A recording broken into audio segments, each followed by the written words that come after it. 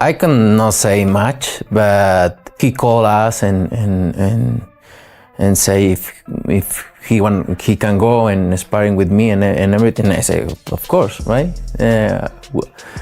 A fighter like me, we all. Canelo Alvarez is the undisputed face of boxing. But what if his rise isn't just about skill? What if it's also the result of a carefully built media masterpiece? And what if the same people who created the king quietly buried the one man who could have ended the entire legacy? Yes, Canelo Alvarez is more than a fighter. He's a global name, a pay-per-view titan, the sport's golden ticket. When Floyd Mayweather stepped away, the old media, the big networks, and the promoters needed a new cash cow. Then came Canelo, gifted, magnetic, and powered by an army of loyal Mexican fans. He became the heartbeat of the machine, and you don't mess with the machine. So how do you make a star seem untouchable when he's not? You control the story.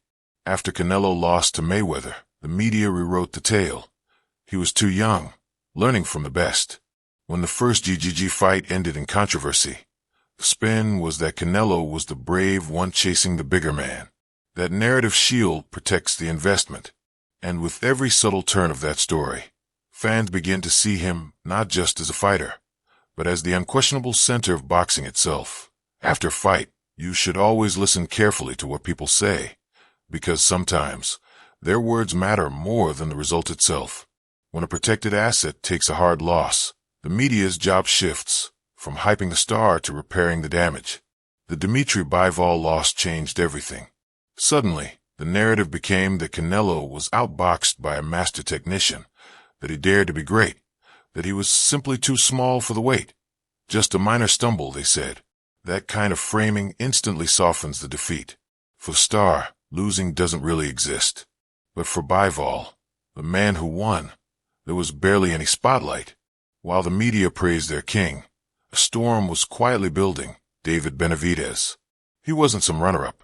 He was a relentless wrecking ball, younger, bigger, and fueled by non-stop aggression. Inside gyms and behind cameras, boxing insiders whispered the same truth. Canelo's worst nightmare was Benavidez's style, and they knew he'd never want that fight. Still, the media had to change the narrative, because Benavidez was impossible to ignore. So why didn't the biggest fight in the division ever happen? For years, networks and promoters sold one easy story. It was too risky, not worth it. That Benavidez wasn't a big enough name.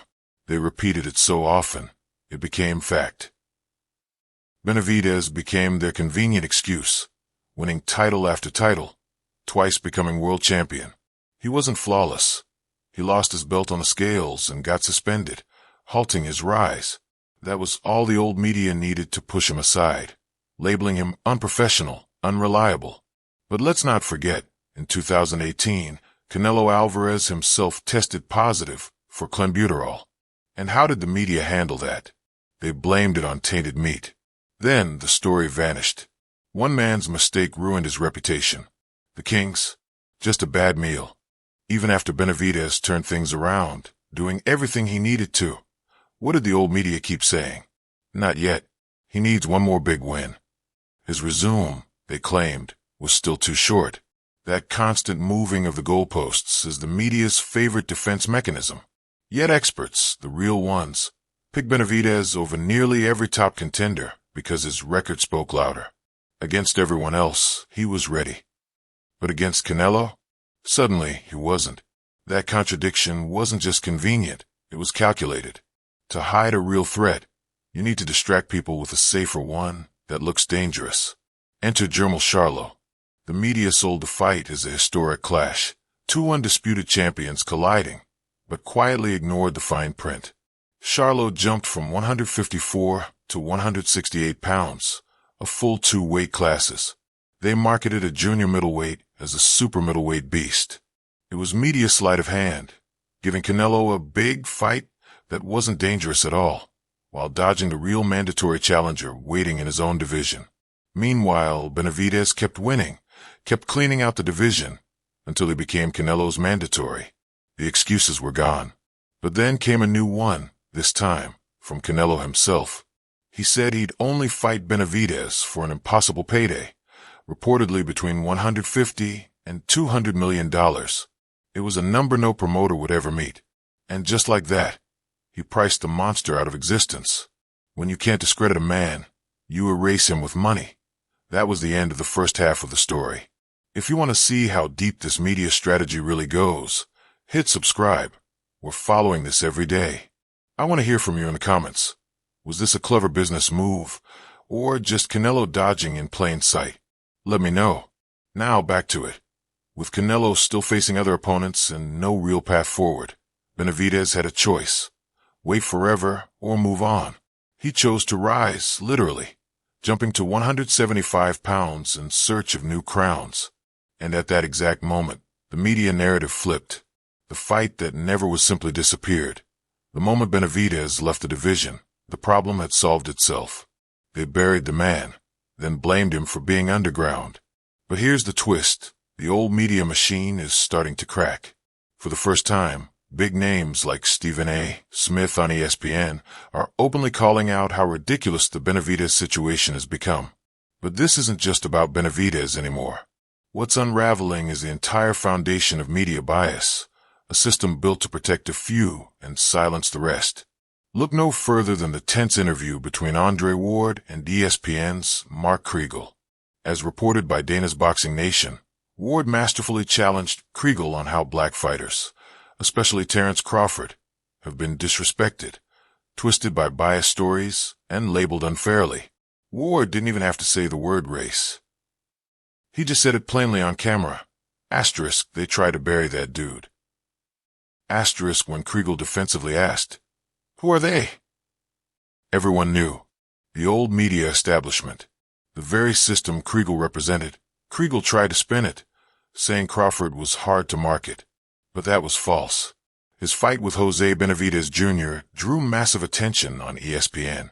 Then came another excuse, that Crawford hadn't fought anyone good. Yet he became the undisputed champion at 140 after beating names like Victor Postal. The same tactics we've seen before were right there on display. Downplay, distract, and discredit. When black fighters achieve greatness, the media buries them under excuses. But when someone like Canelo faces weaker competition, they crown him a legend. Now that double standard is exploding into a full-blown civil war. And as Ward pointed out, the same reporters who mocked and dismissed Crawford for years are finally being called out, yet none of them have apologized. The tools used to bury Benavidez are the same ones used here. In the world of old media, protecting their chosen asset has always been the priority. In the new media world, a YouTube-driven ecosystem began building the challenger, not by playing politics with promoters, but by celebrating pure skill and heart. This grassroots movement created a smarter, more demanding fan base, proof that you don't need a promoter's blessing to make a star. But here's the bitter twist. When Canelo signed his 3-fight deal with PBC, the old media celebrated, saying, "Finally, Benavidez is with PBC too. Now the fight will be easy to make." But it was all a bait and switch. The deal was never about giving fans the toughest fight. It was about control. The network secured its golden star, and Canelo got a fresh list of safe, in-house opponents. Everyone but Benavidez. That PBC deal wasn't a bridge to the fight fans wanted. It was a moat built to keep it from happening. This entire media suppression was never just about protecting a perfect record. It was about guarding an empire. Look at Terence Crawford's story. If he had ever faced Canelo, he might have handed him a loss, but it would have been a super fight, one that made over $100 million. And even then, Canelo's loyal Mexican fan base would have stayed by his side.